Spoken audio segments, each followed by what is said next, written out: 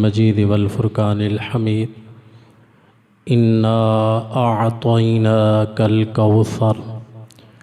आमन्तु बिल्लाहि सदक़ल्लाहुल अज़ीम व सदक़ रसूलुहुन नबियुल करीमुल अमीन। वक़ाल अल्लाहु तबारक व तआला फ़ी शानि हबीबिही मुख़बिरन व आमिरा।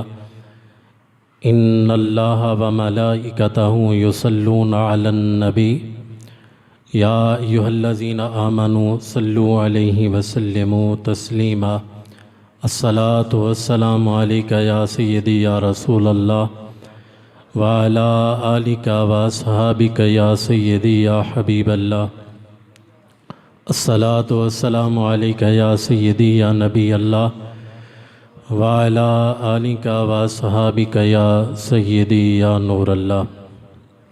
मौला यसल्ली वसल्लिम दाइमन अबदा अला हबीबिका खैरिल खल्क़ि कुल्लिहिम मुनज़्ज़हुन अन शरीकिन फ़ी महासिनिही फ़जौहरुल हुस्न फ़ीहि गैरु मुनक़ासिमी। रब्बी यसल्ली वसल्लिम दाइमन अबदा अला हबीबिका खैरिल खल्क़ि कुल्लिहिम। खुदा है जिनको अज़ीम कहता मकाम उनका बढ़ा बढ़ा कर। खुदा है जिनको अज़ीम कहता मकाम उनका बढ़ा बढ़ा कर।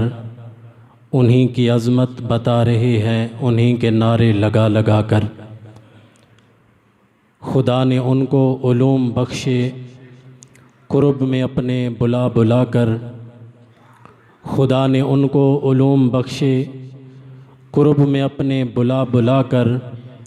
आया है उन पे वो ज़र्रा ज़र्रा रखो जिसे तुम छुपा छुपा कर। सिमट के सारी ज़मीन आई बनी हथेली पे मिस्ल राई। सिमट के सारी ज़मीन आई बनी हथेली पे मिस्ल राई।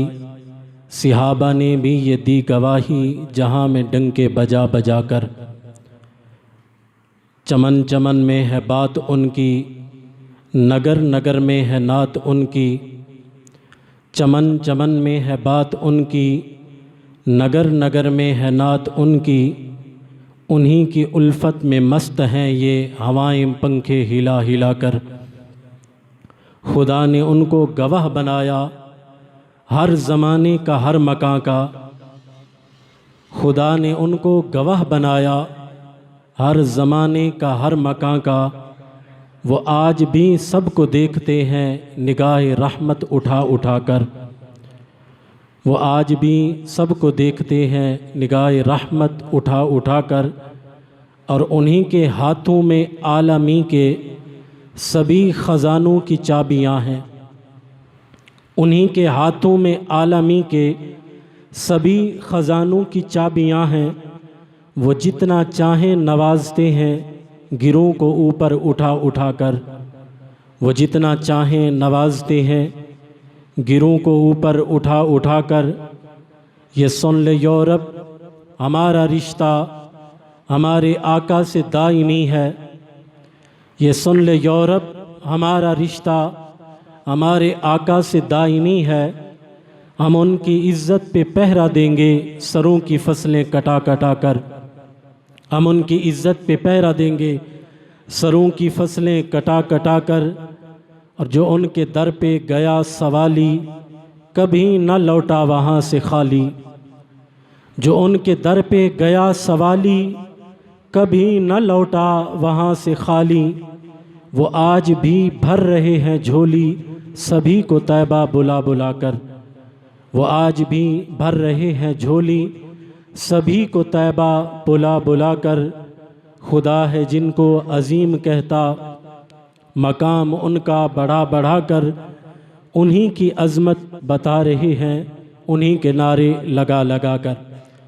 अल्लाह तबारक व तआला जल्ल जलालुहु व अम्मन वालुहु व तम्म बुरहानुहु व आज़म शानुहु की हम्द व सना हुज़ूर नबी अकरम नूर मुजस्सम शफ़ी मुअज़्ज़म सल्लल्लाहु अलैहि वसल्लम के दरबार गौहरबार में हदिया दुरूद व सलाम का नजराना अर्ज़ करने के बाद रब्बे ज़ुल जलाल के फ़ज़ल और तौफ़ीक़ से हम सबको नमाज जुमा में शिरकत की सआदत हासिल हो रही है। मेरी दुआ है कि रब्बे ज़ुल जलाल हम सब की हाज़िरी को अपनी बारगाह में कबूल फ़रमाए। आज की हमारी गुफ्तगू का उन्वान है अताए मुस्तफ़ा सल्लल्लाहु अलैहि वसल्लम का अंदाज़। यकीनन तमाम जहानों का खालिक मेरा रब है, लेकिन इन खजानों का मालिक रब ने मेरे मुस्तफ़ा को बनाया है। रब्बे ज़ुल जलाल तमाम जहानों का खालिक है और महबूब को इन तमाम जहानों का मालिक बना के भेजा, और इन सब जहानों का रब्बे ज़ुल जलाल ने आपको रहमत लिल आलमीन नबी बना के भेजा। तो आज हम इस पर गुफ्तगू करेंगे कि नबी पाक सल्लल्लाहु अलैहि वसल्लम किस कदर उम्मत को अता फरमाने वाले हैं। कायनात के अंदर कोई भी मंगता जब आपके दरबार में आया है तो सरकार ने उसे खाली नहीं मोड़ा, बल्कि मेरे महबूब ने उसे अपनी रहमत के ख़जानों से अता फरमा दिया है। सबसे पहले बुखारी शरीफ के अंदर सरकार अलैहिस्सलातु वस्सलाम की अता का वो अंदाज़ मौजूद है।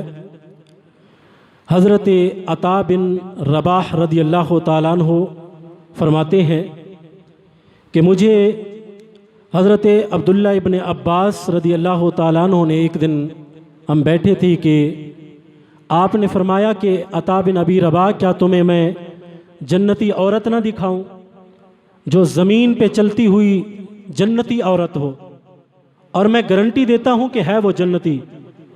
मैं अपनी तरफ से नहीं कहता, बल्कि मैं उसकी दलील दूंगा कि वो जन्नती क्यों है।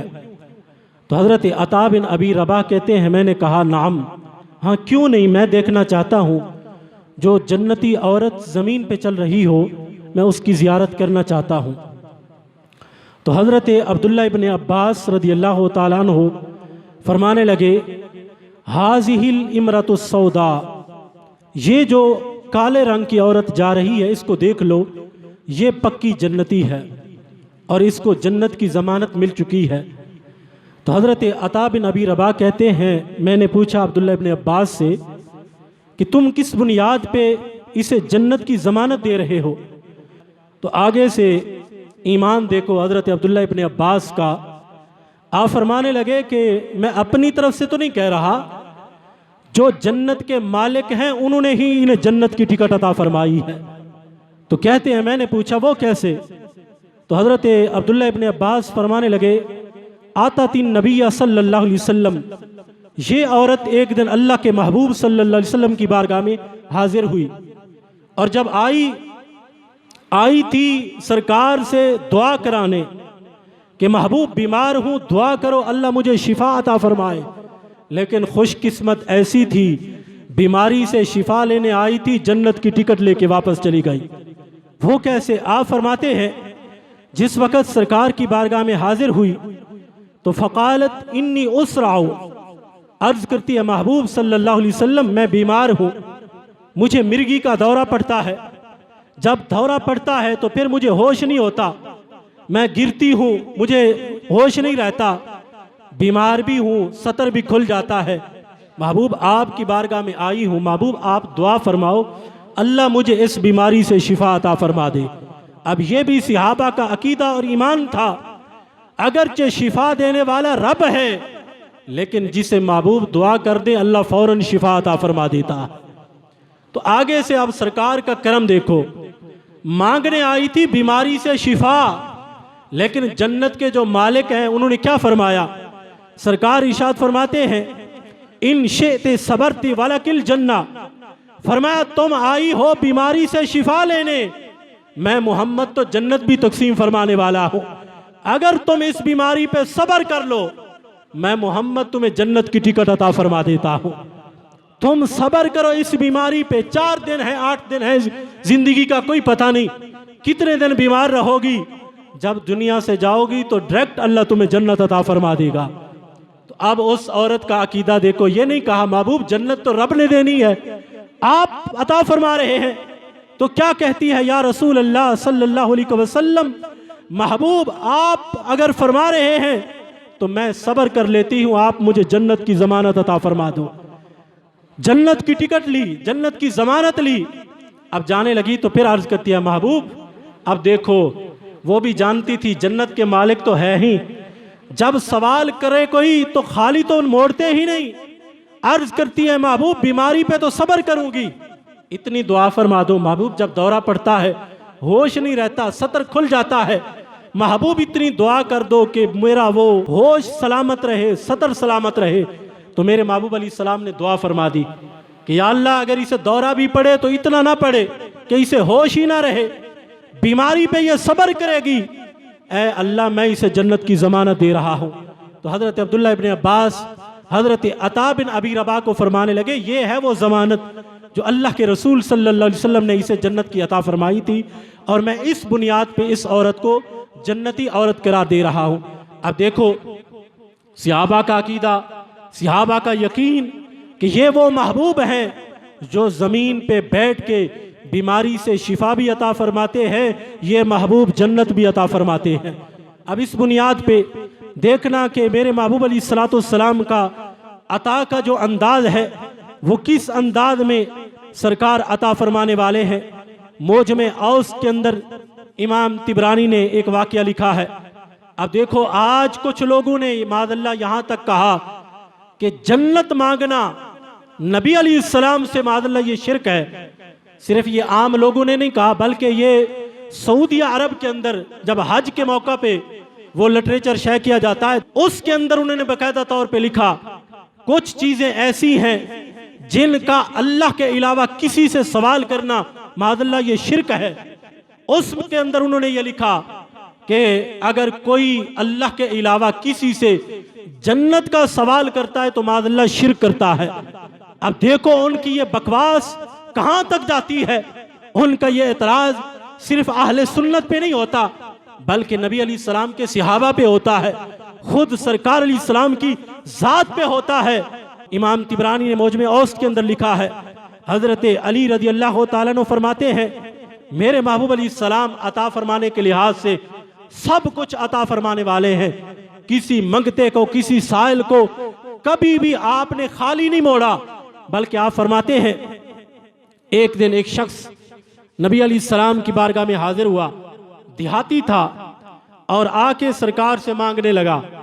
और ये भी हजरत अली फरमाते हैं कि मेरे महबूब अलैहिस्सलाम की अता का अंदाज ये था, इज़ा सुइला शैअन, जब आपसे किसी चीज का सवाल किया जाता, फ़अराद अन यफ़अलहु क़ाला नअम, मेरे महबूब अलैहिस्सलाम अगर उसे अता फरमाना चाहते तो सरकार उसके सवाल के जवाब में नाम फरमा देते। वो किसी चीज का सवाल करता तो सरकार अता फरमा देते।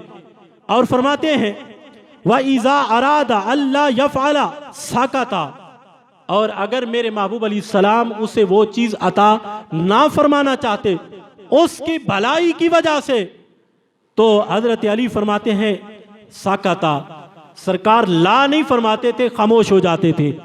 यानी ना नहीं कभी की किसी साइल को, अगर देने का इरादा होता हाँ फरमा देते, अगर ना देने का इरादा होता ला नहीं फरमाते थे, सरकार खामोश हो जाते।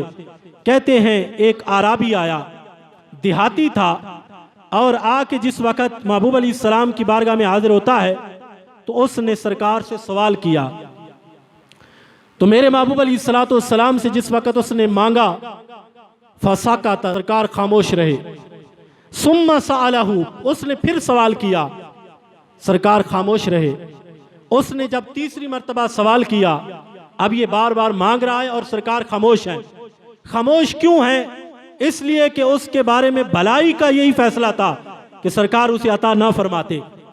तो जिस वक़्त सरकार खामोश रहे तो उसने जब फिर सवाल किया तो सरकार ने फरमाया, फ़क़ाल लहुन नबी सल्लल्लाहु अलैहि वसल्लम कहअतिल मुंतहिर, सरकार ने उसे झिड़की के अंदाज में यह इरशाद फरमाया, क्या सल मा शिअता या आराबी, मांग क्या मांगना चाहता है। यानी उसे झिड़की भी दी, और ये सरकार की झिड़की भी बुखारी की हदीस है। मेरे महबूब अलैहिस्सलाम फरमाते हैं मैं अगर अपने किसी गुलाम को झिड़की भी दूं तो अल्लाह इस पे भी उसे नेकियों का सवाब अता फरमा देता है। मैं नबी रहमत हूं, अगर मैं किसी को झिड़की भी देता हूं तो वो झिड़की भी मेरे उम्मती के लिए सवाब बन जाती है। तो सरकार ने उस सवाली को झिड़की के अंदाज में फरमाया, सल मा शिअता या आराबी, मांग क्या मांगना चाहता है। अब देखो सरकार ने जब फरमाया जो मांगना चाहे मांग, तो सहाबा कहते हैं फ़ग़बत ना हो, हमें रश्क आ गया उसकी किस्मत पे। कितना बड़ा खुश नसीब है जिसे सरकार फरमा रहे हैं सलमा शेता, जो मांगना चाहता है मांग, मैं मोहम्मद तुम्हें अता फरमाऊंगा। तो यहाँ पे सहाबा कहते हैं हमें रश्क आने लगा, और जब सहाबा को रश्क आया तो उन्होंने क्या कहा, फ़कुलना अल आन यसअलुल जन्ना, हमने रश्क किया कि अब ये सरकार से जन्नत मांगेगा। अब वो लोग जो कहते हैं अल्लाह के अलावा किसी से जन्नत मांगना ये शिर्क है, तो सहाबा तो कह रहे हैं हमें तो रश्क आ रहा था जब सरकार फरमा रहे हैं कि मुझसे मांग, तो पहले नंबर पे ये सरकार से जन्नत मांगेगा, क्योंकि सहाबा का ये यकीन था, सहाबा का ये ईमान था कि वो महबूब है जो ज़माने के ख़जाने भी अता फरमाते हैं, ये नबी जन्नत की टिकटें भी अता फरमाते हैं।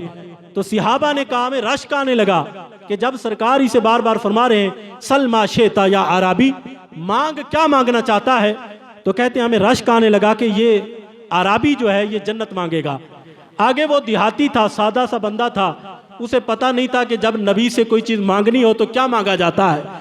इतना बड़ा दरबार है, जब वो खुद फरमा रहे हैं मुझसे मांगो तो क्या मांगो। आगे उसने कहा अस्अलु का राहिला, महबूब मुझे सवारी चाहिए, मैं बड़ा दूर से आया हूँ, वापस जाने के लिए मुझे कोई सवारी का एहतमाम फरमा दो, मुझे कोई सवारी अता फरमा दो। तो मेरे महबूब अलैहिस्सलाम ने फरमाया लका ज़ाक, सवारी तुम्हें मिल गई, और मांगो क्या मांगना चाहते हो।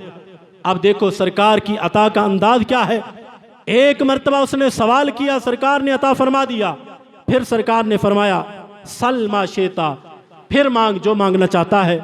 तो उसने कहा अस्अलु का ज़ादा, महबूब सवारी तो दे दी, अब कोई ज़्यादा राह भी दे दो, आगे जाने का जो ज़्यादा राह होता है एक मुसाफिर के लिए खाने पीने का एहतमाम, वो भी मुझे अता फरमा दो। तो सरकार फरमाते हैं लका ज़ाक, ये भी तुम्हें दे दिया, सलमा शेता, और मांग क्या मांगना चाहता है।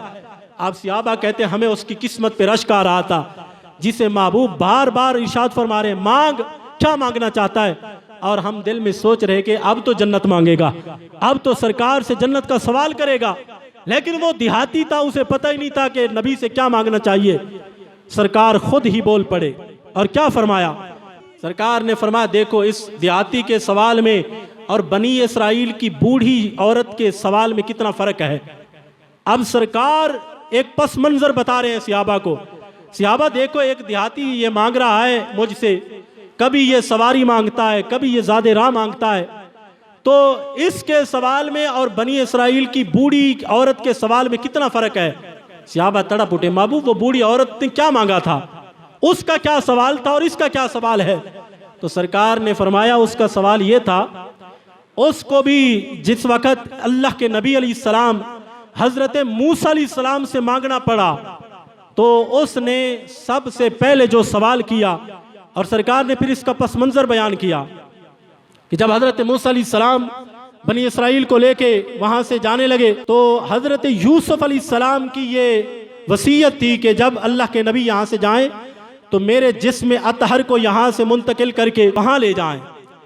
तो जिस वक़्त हज़रत मूसा अलैहिस्सलाम वहाँ से जाने लगे, तो हज़रत यूसुफ अलैहिस्सलाम की कब्र अनवर का किसी को पता नहीं था कि उनकी कब्र मुबारक कहाँ पे है।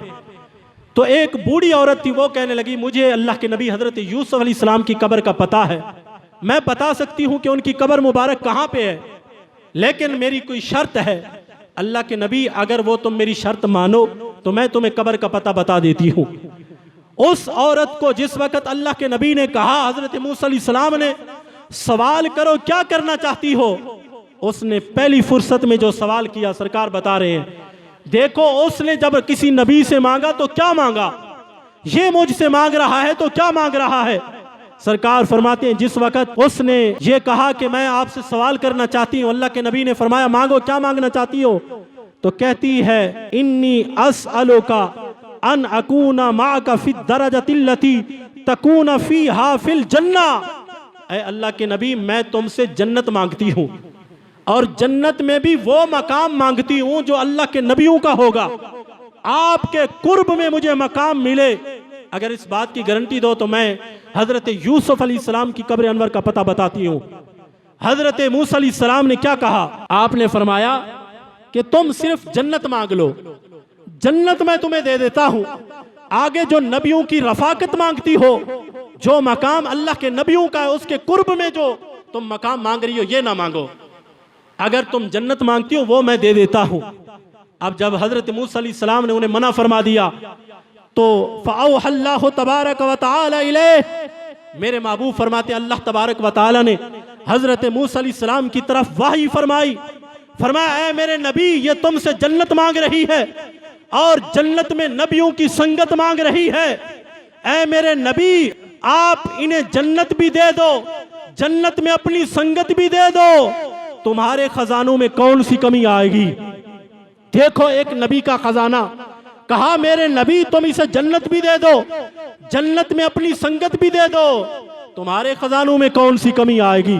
तो हजरत मूसा अलैहिस्सलाम ने उस औरत को जन्नत भी अता फरमाई, जन्नत में अपनी संगत भी अता फरमाई। मेरे महबूब अलैहिस्सलाम फरमाते हैं देखो सिहाबा उस बूढ़ी औरत के सवाल कैसा था और इस आराबी का सवाल कैसा है। जब वो मांगने पे आई तो अल्लाह के नबी से पहले जन्नत मांगी, फिर जन्नत में भी नबियों की संगत मांगी।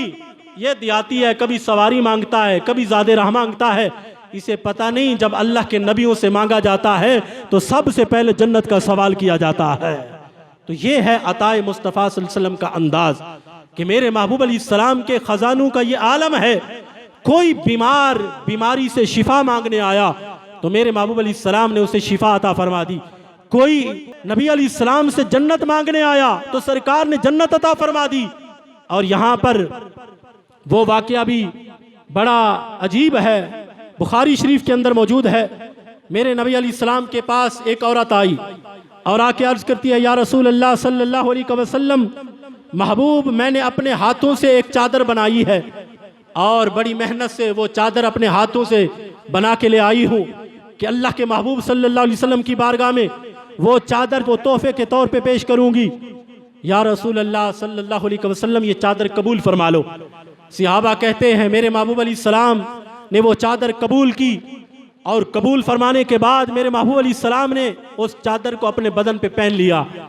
अब थोड़ी देर सरकार तशरीफ फरमा रहे, सरकार घर तशरीफ ले गए।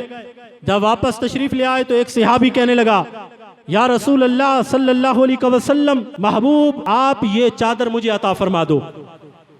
अब अंदाज देखो, सहाबा कहते हैं कि महबूब अलैहिस्सलाम ने जिस वक़्त वो चादर उस सवाल करने वाले के सवाल पे उस सहाबी को अता फरमा दी, सहाबा ने कहा कि तुमने मा अहसनता, ये अच्छा नहीं किया।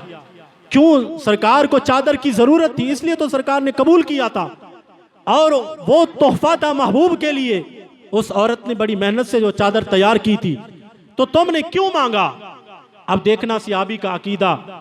सहाबी कहते हैं ऐ सहाबा मुझ पे मलामत ना करो, मैंने अल्लाह के महबूब सल्लल्लाहु अलैहि वसल्लम से वो चादर क्यों मांगी है?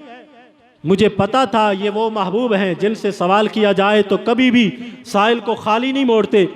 मैंने ये जो चादर मांगी है मैंने दुनियादारी के लिए नहीं, बल्कि आप फरमाने लगे वल्लाहे मा सालतुहा इल्ला लितकूना कफनी यौम अमूतो।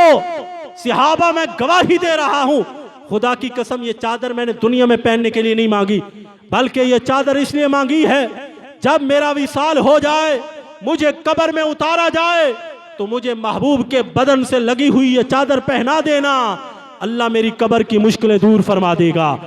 मुझे महबूब के बदन से लगी हुई चादर पहना के कब्र में उतार देना, अल्लाह के फजल से ये चादर मेरी मुश्किलें दूर फरमा देगी। अब ये बुखारी की हदीस है, सहाबा का अकीदा है। सहाबा कहते हैं जिस वक़्त उस सहाबी का इंतकाल हुआ, सहाबा किराम ने वही चादर उनको कफन पहना दिया।